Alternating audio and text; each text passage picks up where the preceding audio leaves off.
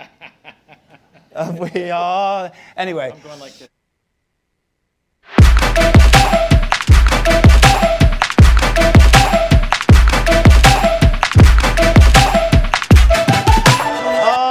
Live and welcome to Huntingdon in Cambridgeshire for the 4th edition of Drop the Mic! Drop the mic! Beautiful. Hey, it's wonderful to be with you all today. I'm going to sit back down before I get too carried away. Ben, just do a pan of the room for us if you would. Are you allowed to do that?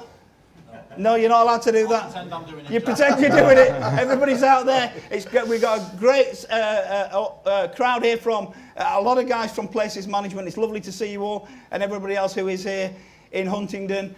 We've got a fabulous show for you today, and I'm delighted that I'm being joined by our Chief Executive Officer, Mr. Greg Reid, and for the first time on Drop the Mic, his first appearance. We'll make it smooth, I'm sure, for you. It's our Chief Operating Officer, Scott Black. Thank you. yeah, very good. Thanks for having me. Before we get going, though, by the way, gentlemen, there is one thing I just wanted to address with you. Just pop that there for a second. There was a very scientific poll on Yammer recently, which I've been following the progress of, and I'll explain why I've been following the progress of it. But it was actually for people to say what their favourite thing on Drop the Mic was. And I'm really sorry / happy to say that out in the front at the moment with 50% preference is Mr. Greg Reid. No. Yeah. Coming up in second. 2 votes, me and No, me I and think it's a Vicky. little more than that. Yeah. Coming up in second place is me, Obs. But our guests with a 20% rating are coming up in 3rd place right now. So no pressure on you today. A bit of work to do. A little bit of work to do. A little bit of lifting How for about you. Other? How's Other doing? That's Other, yeah. Other has got 78% right now. Yeah. So, yeah. Anyway, like I say, no pressure, but I'm sure you'll be fantastic today. And the other thing that I just wanted to pick up with you, Greg, before we get into the main part of the conversation is when we were on Drop the Mic last time round, you mentioned Glassdoor. And the fact that we were, kind of going to become active on Glassdoor, that we were effectively relaunching Glassdoor. We had a Glassdoor profile, but we're relaunching Glassdoor. And it's something I know that we're going to do a lot of work on to promote to our people in the coming weeks and months. But following your reference to Glassdoor, you mentioned Glassdoor last time we were on Drop the Mic. Has there been much uptake? Has there been much interest on the back of that? Yeah, it's been better. I mean, I think, people kind of are frustrated that they're very, very busy, that we've got too many vacancies, and they're sort of, what are we doing about it? Well, I do think the recruiting team and the Tim's teams are doing everything they can to fill those vacancies. But one thing we can do is be active on Glassdoor. Just those of us who do work here, it is a bit of a dumping ground over the years for people who've left because they're not happy. So I just think, if you're interested in having good colleagues to work with and in us filling these vacancies, then take a few minutes and don't lie. Don't say it's the greatest place to work in the world and everything's rainbows and unicorns. No one fucking believes that. Just actually say the truth, that it's a decent place. We're trying to do good things. It can be better. And then in the cons, put what can be better. I mean, that's all it is an honest view. What we don't need is someone, I know we're not a 1-star employer, and there's some people saying 1 star and, and then they'll list some crazy stuff and you're like, oh, I wonder what went down there. But, I just think those of us, the 11,000 of us working here, if we just put an honest view, then, that will help us. Yeah, absolutely. And I think there has started to be a little bit of momentum, which I think is great, but hopefully, again, to your point, it's honest reviews that we need. And constructive, sure, and the opportunities to to improve things, the opportunities to change things. I don't know, Scott. Are you a Glassdoor user? Have you been a Glassdoor user? No, I think I agree with everything Greg says. I think it's really, really important that we do engage with it, and we're just very open and honest and transparent. That's one of the things that Greg has definitely brought to the business since arriving. Is this really transparent, open, and honest culture, which is which translates into use of things like Glassdoor, but also, gives us the ability as a senior management team to really understand what's going on in the business.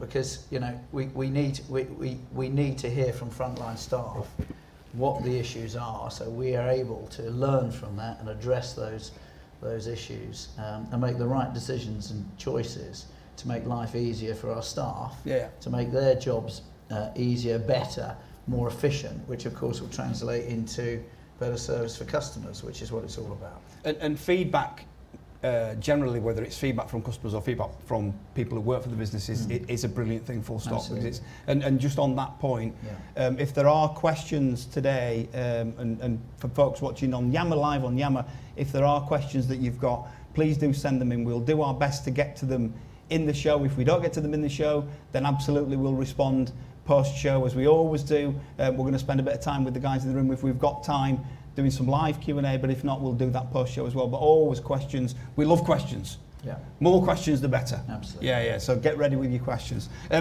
We are going to talk in the main about our strategy today. And, you know, a strategy is an interesting thing because, you know, it's a word that immediately when you say strategy, people can be switched off from, because it sounds like it's just going to be a piece of paper that's stuck in a drawer and, you know, an intellectual treatise that people spend years writing and actually never really, you know, matters to people in the organisation or you know, kind of connects through an organisation. Ours, I think, is very different to that.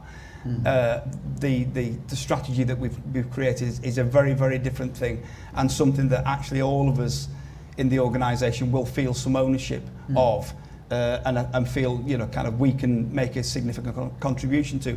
And we are going to spend a bit of time talking about that today, but I know you've both been out and about over the past few weeks having conversations with people about the strategy. One thing you and I were at in Sheffield was last week, meeting the early careers guys, and then in Sheffield on Friday we had non-executive board members talking about the strategy, but obviously seeing the strategy in action in our communities. How is it, you know, how have the conversations gone? How have people been receptive to what you've been telling them, have been, you know, kind of interested in what we've got to say, but actually buying into what we've got to say? Yeah, I think, you know, a lot of thought went into the previous strategies that we've used, you know, and they went on to sort of hundreds of pages, and I'm a bit of a nerd and I like to read, but I'm going to tell you, you know, it's hard to chew through that. But, you know, what I really wanted to do was to create a strategy that would knit the group together.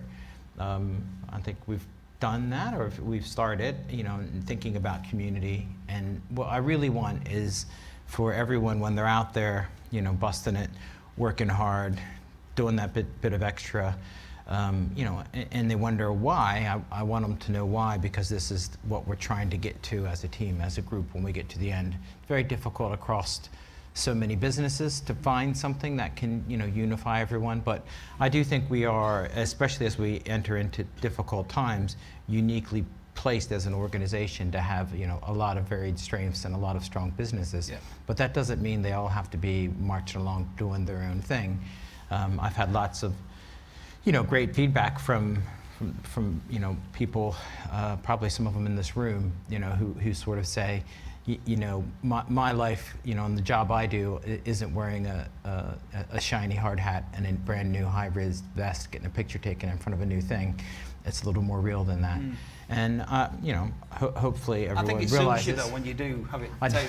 It's my George Osborne moment. But I mean, I think, you know, you have to understand all the different things that go into the business to make the business strong. Yeah. And, you know, we need some shiny new things, and we need to give a lot more attention to some things that we've had for a while. But that's what the point of the strategy is, to bring it all together. And, you know, you back on feedback, after the last Drop the Mic, and we had lunch, and I met some great guys, and then I got a note saying, "Oh, I'm sorry, you know, I actually got the chance to meet you, and I spent 10 minutes moaning." I didn't take it that way at all. I just think it's someone who cares about what they're doing. They see every day what things are hard and what don't work in their job, and they've got the opportunity to say something to someone. You know, they should say it, and it's fine.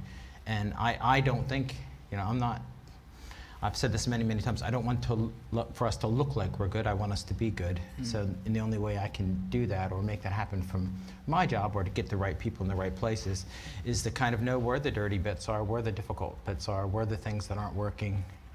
You know, we got a lot of that today, out visiting some of our estates and facilities. And that's the only way you get that, you know, asking that question that Scott asked every single time today, so I didn't you know, what is it you know that isn't going well? What is it that places people could do better to make this work better for you? Yeah. And then, you know, not getting upset about that answer, but just going, okay, what are we going to effing do about it now? Yeah. I'm going to come to you now, Scott, if I can, because there's something Greg said there that sort of gives me a nice lead into what I wanted to ask you. Sure. But before we do that, Greg, you obviously didn't get the memo about the blue jackets, so next time out, you know, Scott and I, I think the idea is that you know we well, a rose between two thorns or something like that. Yeah. That sounds quite fussy, but this morning at breakfast I asked where were we going and what was I going to wear, because you know you don't want to turn up like a tool in a suit and visit a homeless shelter or something. You know, you've got to kind of, you got to think about this stuff, and at the same time I can't be, you know, I can't be too casual at work, even though that's my preference, you know. So you know you got to find the middle ground. So I did. You guys look good. You know? Thank you. Old man casual, I would call this. Would call the this, jeans. absolutely. Man at C&A. That's what, so something that Greg said there about the questions that you ask, and I was with you in Sheffield on Friday, and I liked listening to the questions you asked, because one, you know, the places that we were visiting on Friday, the questions you were asking were kind of in my head. I couldn't kind of say them like you did, but very much about what could we do better. So what I wanted to ask you now is related to the role that you've got as our Chief Operating Officer. And I guess, you know, what part of I'm answering it, but part of what you are here to do in that role as Chief Operating Officer is to make things better. Indeed. Right? But tell us a little bit about the role, if you could. Yeah, sure. So as Greg's already just described, we're doing some excellent work around, you know, our purpose, who we are, what we do, and what we stand for as an organisation, and that really has been a very inclusive piece of work. It started off with the senior teams, but of course it's now being pushed down, and we're getting feedback as to what it is we're all about, and that's very, very exciting. It really sets out the culture of who we're going to be, what we're going to focus on, and so forth. And it's really coalescing around two key ideas. One is around community, which you've probably all heard of, and the other is around a very, very strong social purpose. So that's a great backdrop for, you know, what it is we want to focus on and what we want to do as a strategy and as a business. It's really my job, really, to slot in behind that and think through carefully the how. So this is around process, it's around procedure, it's around making sure that we've got the right people in the right places in the business, it's around structure, it's around all those sorts of things, but with a real focus, and here's the key, around the customer and our people, but particularly the customer. What is it that our customers are telling us? What is it that our customers really need? What is it that we're not doing well to serve those customers? It goes across all of our business. So this, and it also comes back to the transparent culture that Greg's already talked about with Glassdoor, etc. So we really want to hear from our customers. We really want to understand what it is that we're not doing well and what we can improve. And of course, you know, many people in this room and our frontline staff have those specific interfaces with customers from time to time and can tell us what it is that we're not doing, that we're not providing or not doing particularly well. And then, as Greg says, you know, it's figuring all that out, and it's coming up with solutions and continuous improvement to be better at what we do to serve the customers and to serve our staff to make their jobs easier on the front line. So I think it's a really, really exciting time to be at Places for People right now. I think, you know, we're a unique business, we're truly national. We have so many strings to our bow, if you will, so many things we do, from development, property management, the leisure and health businesses, affordable housing, the landlord, the capital. You know, we've got some very, very strong balance sheet as well, so huge resources that sit behind us that give us the strength and capability, you know, to borrow money at on the right terms and so on and so forth. And with that truly national reach, I think there's a huge amount we can do to really carry out and deliver that social purpose that we all aspire to do, and why we're all here, and all focused around community in the widest sense. So just picking up on what you said there, what an incredible point in time this is for Places for People, right? Yeah. This is, you know, it's almost like we were put here for this time, but this time is a tough time. Yeah. So this time is a tough time for customers, it's a tough time for our people. Yeah. how are we fixed, do you think, for the next, for the next few months, for the next few years, in this tough time? How's that going to play out? The headwinds out there are, challenging, to say the very least. Potential rent caps, labour costs going up, cost of materials going up, and we've got a lot of work to do to make that those improvements around the customer. We all know that. I think we just got to be honest with ourselves around that. So some really, really challenging headwinds, but we are well placed, I think, better than most. We have many strings to our bows. We've got a strong balance sheet. We will be able to weather that storm. We've got a great pipeline of new opportunities coming through. We've secured a bucket load of government grant in terms of the Homes England Strategic Partnership to enable us to continue to build more affordable homes and address the housing crisis. But look, I think whilst at the forefront of all of our minds are these ideas around community and social purpose, it's incumbent on us, probably more than other commercial businesses. This is certainly my view, to look after our pennies as we go and be commercial. We're a lovely blend, this is what I like about a lovely blend of social purpose and commercial acumen across the businesses. We really are. And I think it's incumbent on us to look after the pennies, because every penny that we make on the bottom line gets turned back into the creation of more social value, whatever that looks like. It's not being returned to shareholders, who investors in. Every piece of efficiency that we drive into the business, every customer that we help, every making our staff's lives easier to perform their job and do the things they want to do, and not get tied up in red tape, not get tied up in going round loops, but making your jobs as easy and as straightforward as possible, and therefore as efficient as possible, will put us in the best possible shape to weather any storm. So we've just got to continue focusing on our staff and our people and how we make life easier, and our customer, and improving customers' lives. And if we do those things, through all these trade winds and all these difficulties that we all think are coming, we'll be best placed to weather any particular storm. Brilliant, thank you. Greg, any thoughts on that? No, I just think it's a really difficult time. If you think about, the increases we gave in April to the pension, to the salary, the extra bonuses, which will work out to about 2% each, and then the stuff that we've just done in October, you're well over 15% in a year. The government's going to cap the rents at 5%. So I've got a negative position I'm operating from. There is just not enough money. That doesn't, so we will have to be careful about what we're doing, not waste any money. So if people see money being wasted, let me know. Today I heard a great example of, someone saying, oh, it's really difficult. I call, I say exactly what I need. Someone turns up, it's the wrong skill. Then I have to call again, then someone else comes. Besides frustrating, that's a waste of about 30 pounds. It's just not right. And so we've got to figure out how to deal with all of that. And, and this will be news to some managers, but, basically the managers are going to have to figure out how to make do with how much we're paying them now, because come April, we're going to need to pay more than that, that 5% probably to our frontline people. And that's what we'll do. So we won't do this places for people tradition that I sort of inherited in April, which is everyone gets the same.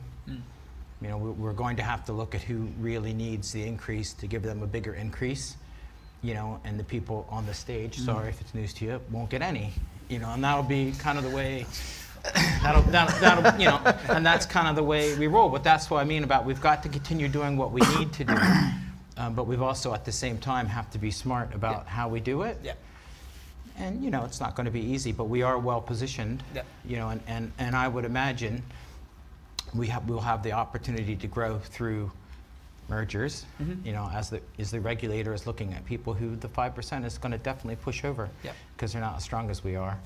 And as I've said before, my goal is to make sure as many people have good homes as possible. So if that's how we have to get some, then that's how we have to get some, and then that will make us, an even more challenging situation, even more challenging, if that's a saying. It is, increasingly challenging. And it's not who's toughest, it's who's toughest longest. That's right, absolutely. It's not who's toughest, it's who's toughest longest. That's our quote going forward.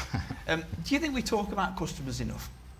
Do you think in our you know, in the way we operate as a business, do you think we talk about, you know, kind of assets? Do we talk about? I think we're starting to. Yeah. To answer your question, I think we're starting to. I think we've got a long way to go in terms of really understanding our customers. But we've got some great islands, some really good examples of where we have really engaged with customers, and the outputs through that process have been really positive. So in my old role in the development space, with help from Debs Owen Ellis Clark, we surveyed 10,000 customers to really understand what it was they wanted from their homes. So that covered all sorts of things, from, you know, just the practical stuff of how many bedrooms they wanted, car parking, outdoor space, and that sort of thing. But we learnt, you know, a huge amount. People wanted flexible spaces that they could adapt. They wanted to be able to work from home, and so on and so forth. We took that information. We came up with a new standard range of house types. Those house types have been designed specifically around what the customer told us, and then we engaged with other parts of the business to make sure that operationally, you know, they were effective to manage and maintain, and other bits such as the procurement hub then got involved around specifications and those sorts of things. So, you know, there's some great, to answer your question, there's some great examples of where, you know, we've really engaged with customers, and the outputs have been very, very positive. We've now got these standard house types have been plotted around thousands of units. They're coming through the process now, and all the new stuff that's delivered, you know, will meet customers' needs. So there's some great examples, but, you know, there are also some examples of where we've made some strange decisions in the past, to be honest, and we've got ourselves perhaps in a bit of a muddle around some of the decision-making processes, and you know, we focused perhaps on, you know, bottom line returns or efficiencies rather than the customer. And I think, you know, we've started to do that. We need to do more of it, and we will do. I think there's like a simple concept, John, of if I asked people, you know, to tell me about their job, and I think generally people would say, I love what I do despite places for people. You know, I love what I do, and I think I do a good job, and it's harder than it should be, and I don't get the assistance that I need. What I want is for people to say, I love what I do because of places for people. Yeah. And it's a big mindset change, and that's, you know, I think the reason I've been brought here is to focus on customers, and you cannot focus on customers without focusing on your people. Yeah. And I don't think we've got, you know, you never get anywhere in life by tearing someone else down, but I don't think, you know, we've had the right focus on people in the past. Maybe just because people didn't know how to do it. Yeah. But, you know, they're going to learn, and we're going to get there together, and it's going to take, you know, a bit of time, but we will, you know, end up in a place where, you know, we all have roles, we're all fairly paid, things are easier, you know, than they are now. And, you know, we don't have to waste so much time with bad processes and procedures and things that don't work. You know, and we can just have an easier time doing the things that we need to do. And So that's a word. that's what I'm trying to get Yeah, to, John. brilliant. Thank you. And that's one of the great answers. Thank you for that random question that I just threw in there. You both use the word quite a lot. Use the word easier, and there is something in our strategy which everybody will get to hear about if they haven't already, called effortless. And it's easier for all of us to do our jobs, easier to interact with each other, easier for us to support customers, easier for customers to contact us, easier for customers to engage with us. Is that a key to us, kind of, you know, Absolutely. the breakthrough? Absolutely, it's absolutely fundamental. You know, in all the machinations that are going on off the back of the strategy in terms of looking across the businesses and making sure we're all joined up. Yeah. You know, we haven't really taken advantage of all the cross-fertilisation, if you will, across the businesses. You know, we've got a PFP Capital business with a load of money. We haven't really, in the development space, provided the pipeline to really kick that. We haven't really utilised the capital as we probably should across into the development space, the property management businesses, and so on and so forth. So there's a piece there around, you know, keeping it. There's a piece there around making life really effortless and simple. And that's systems, that's processes, that's structures, that's all those sorts of things. And that needs to work across the businesses. It needs to be similar across the businesses. We need to understand where the connection points are, and then we need to start driving, you know, those efficiencies and those, you know, we're much, the whole, you've probably heard this before, the whole is much greater than the sum of the parts. You know, that's where we need to get to, where these businesses are helping each other, they're organised properly, they're more efficient, they're making lives easier, you know, with the systems and processes that sit behind it and help. You know, I'm sure there's loads of people in this room who can give examples of, you know, where they've tried to go and do something and they found an obstacle in the way, or, you know, they haven't had a system that backs them up and so on and so forth. And you know, it's our job really to knock those hurdles over and put the systems in place. That said, they're also great, and let's be clear, there are also some great examples of really good working and efficiency. So it's not, you know, this is just continuous improvement, making things easier and joining up the dots across the businesses. Brilliant, thank you. And I know, you know, but one of the ways that we will measure our ability to do that is through an effortless score, isn't it? That's one of the things that we are moving towards. I mean, I think to back up what Scott said, you know, at an individual level, do you feel you have the things you need to do the job we're asking you to do? And then do we trust you to do that job to the best of your ability and to make decisions and to get on with it? Because you are the person standing there looking at the job that needs to be done for that customer, so you know best what to do. And someone in an office somewhere having some sort of fallacy that they think, well, we can figure out some better way to tell you to do it when we're not even there is just wrong. And so, you know, we need to figure out how to trust people, how to empower people, and with that comes more transparency, and then all of a sudden you fix processes, you improve procedures. You still need some procedures, but you do need we do need everyone in this company to know when computer says no, that actually, if it's better for the customer, I know I can do it. You know, right now you know that I say you can do it, but you should feel, everyone thinks you should do it, that you should feel really empowered to get out there and go for it. And you know, I always give the same dumb example, but I'll just give it again. If someone calls twice, that's more effort than if they called once. So that saves me money. You know, each phone call has a cost. The customer's happier, and then everyone's happier because everything runs smoothly. So so this idea of effort, you know, when we look at our customer satisfaction, it's almost, you know, the board asked me about it on Friday. It's embarrassing to me to tell them that we say we have a 92% customer satisfaction when I see the state of some of these homes, when I know how long people are having to wait for repairs because, you know, we're not as organized as we should be, when we're telling, you know, a disabled person the other day that to lighten their shower they had to wait till November 14th before we could send someone out.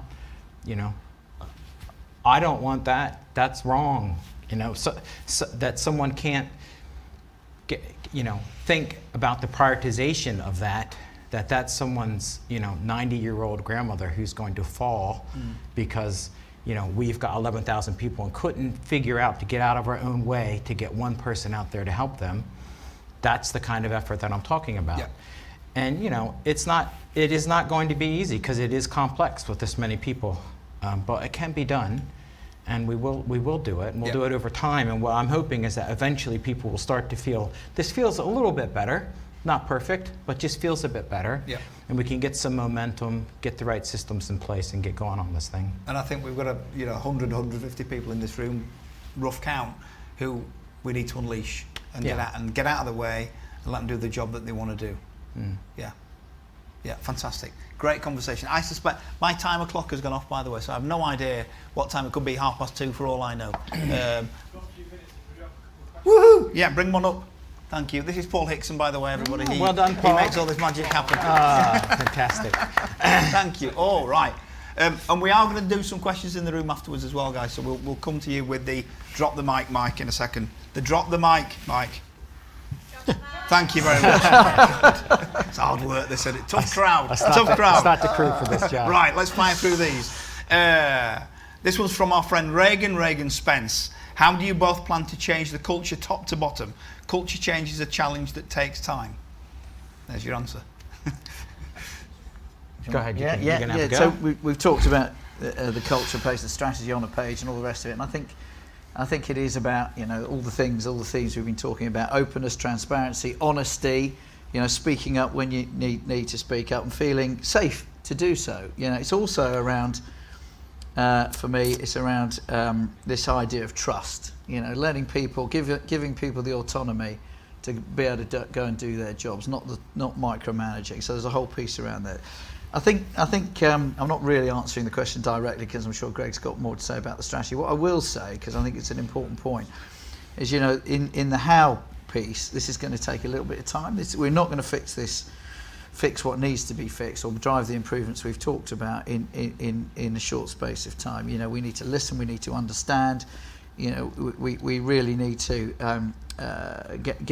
set out our stall and get ourselves organised. So, you know, a word of sort of caution that behind the strategy piece, the implementation of the changes that we need to make to focus on you guys and making your jobs easier, and focus on the customer is going to take a little bit of time. Yeah, brilliant. Do you want to pick up on that, Greg? Yeah, no, I think when I'm lucky enough to have in my career, you know, done this once at a big company, and so I did have some success. You know, it took years, is what I would say. So before things are exactly the way you want them. Yeah. But you know, my own personal experience of this is, I can work on my exec team and make sure that I've got the people with the right attitude, the right values in that exec team, and I think I've been doing that. And so that's kind of, you know, primary school stuff, you know, that's of course. Then we've got the next level down. So at the last SLT, I said something at the end, which a couple people have kind of come back to me on, which was, you know, if this isn't for you, do me a favor and just go. You know, don't make me root you out and get rid of you. This is the culture we're going to have. If you don't like the way I'm talking, if this has made you uncomfortable, I can see you from up here, which is not something people realize when you're speaking to a big audience. I can see those of you who are not into this. Go. You know, don't, you know, because this is what it's going to be. We're going to change this culture. Then we go down to the front line. I think we got a lot of our colleagues here, and people say to me, well, you know, what kind of demented, weird CEO do we have that he is spending so much time talking to people in Yammer and offering to talk to people and visiting people and all that?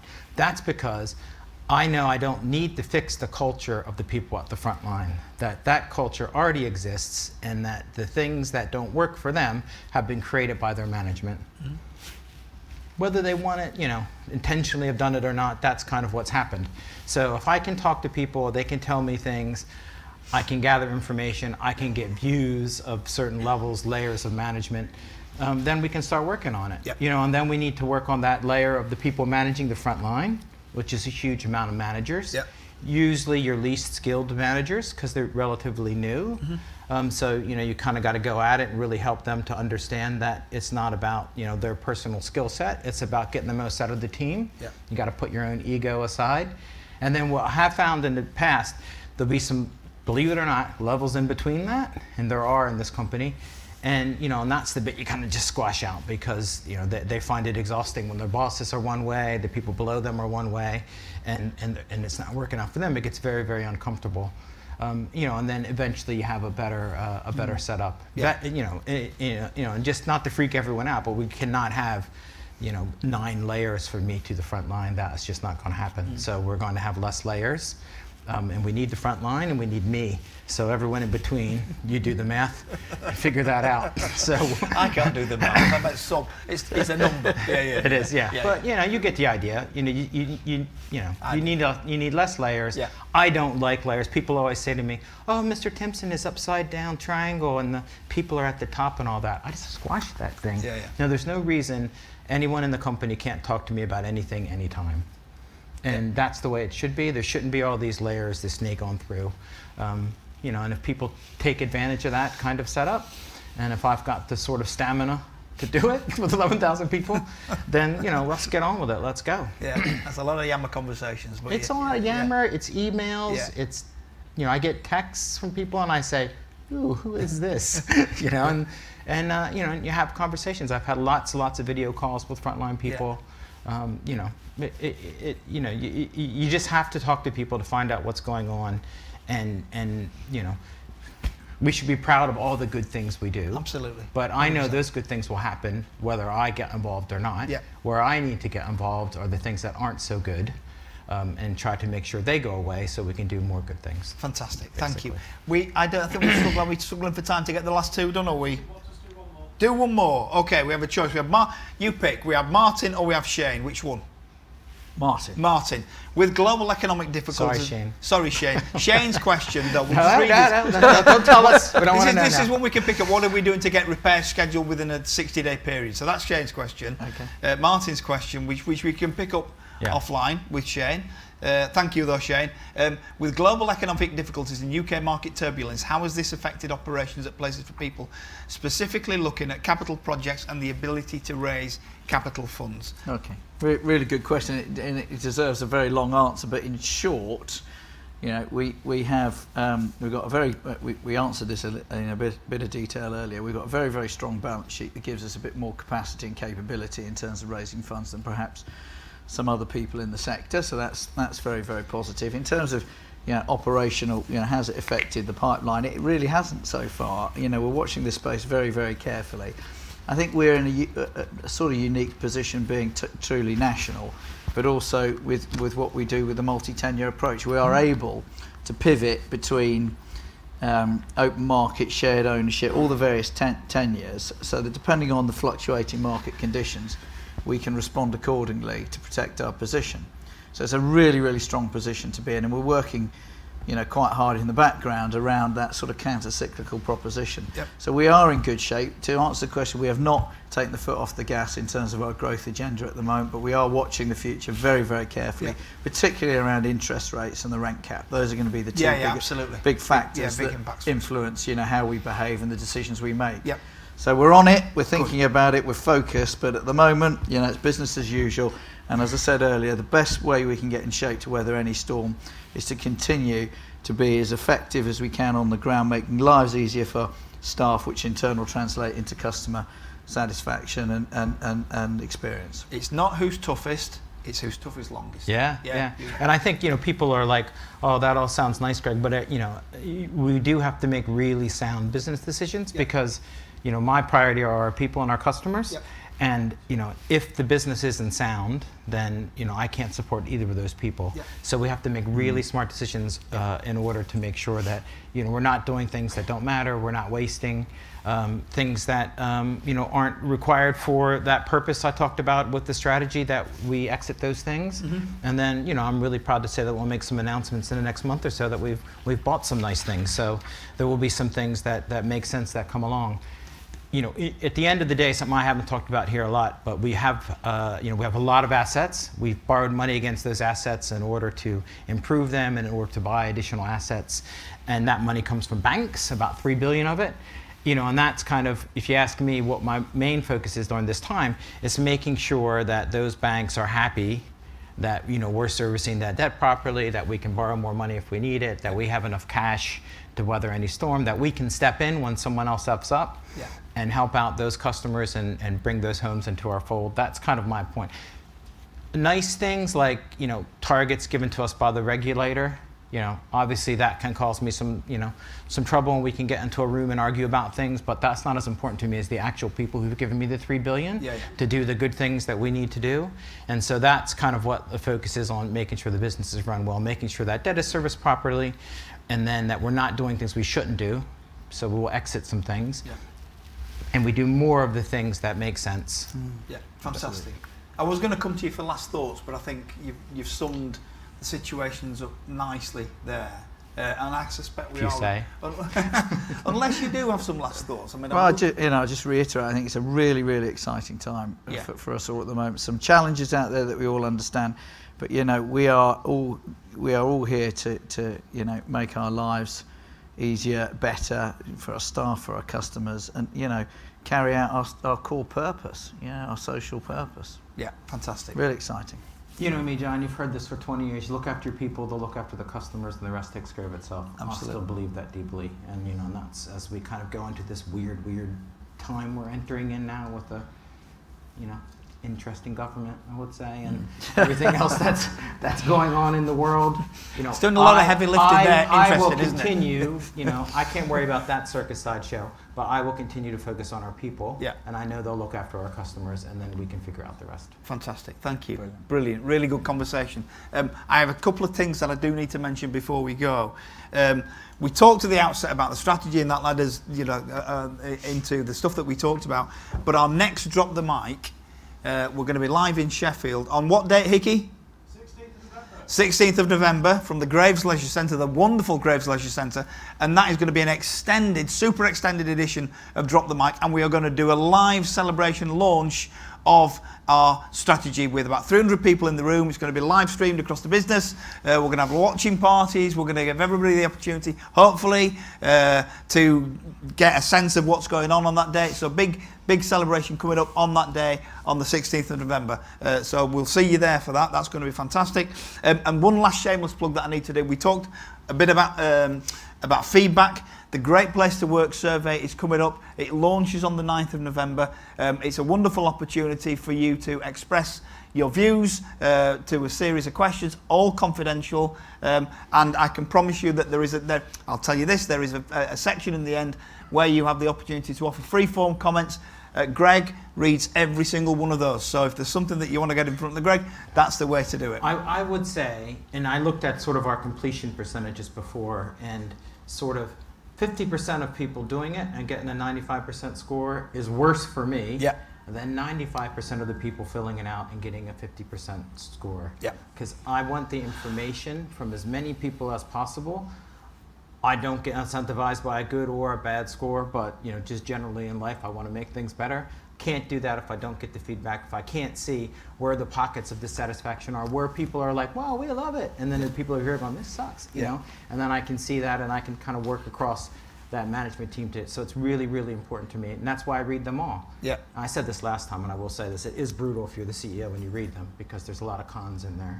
It hurts your feelings, you have to walk away, you have to go, walk that off, that was a tough one. Wasn't necessary, no, was it? And then, you know, there are some nice ones, but there are some brutal, you know, someone picked on my dog last time. Plus Piper got this. She's not making things worse. I don't think I'm allowed to have a dog, but anyway. Okay, well, thank you for that. And so do please use the survey. It's there for us to get your feedback. It's there for us to improve on the things that you I think are opportunities for us to improve on. So that's the challenge. Let's get that completion rate right up this time round. And we'll have the scores live, I think, when we have our Drop the Mic session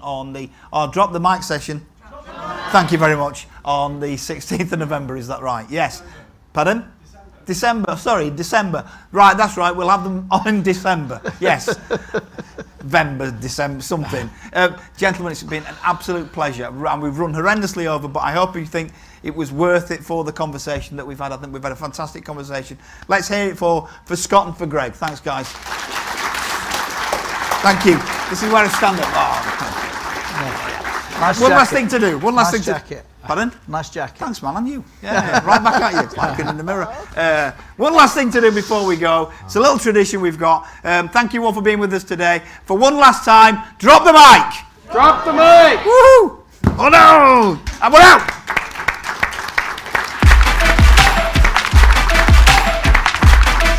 Thank you. Don't go. We're going to do Q&A. Have you got to get somewhere? Have you got to get somewhere?